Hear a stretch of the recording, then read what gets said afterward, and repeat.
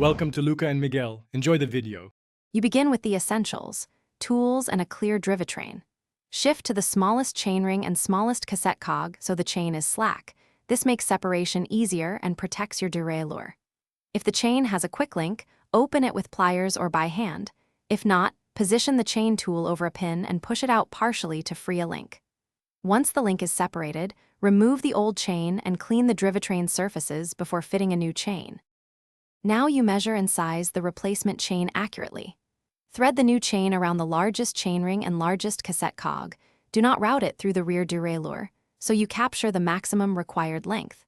Once wrapped, add 2 links for safe derailleur geometry and mark the cut point. This preserves proper tension and prevents overstressing the derailleur. Use the chain tool to remove the excess links or to push the pin partway if instructed by the manufacturer. Make sure connection ends align cleanly.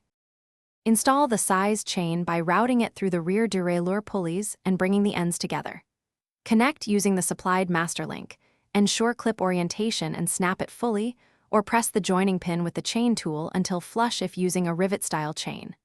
Once installed, spin the pedals and shift through all gears to seat the chain and let the cassette pattern settle. If you hear skipping or poor shifting, recheck link length, confirm the quick link is seated.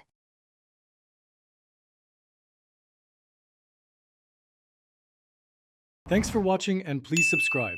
It's the best investment you'll ever make.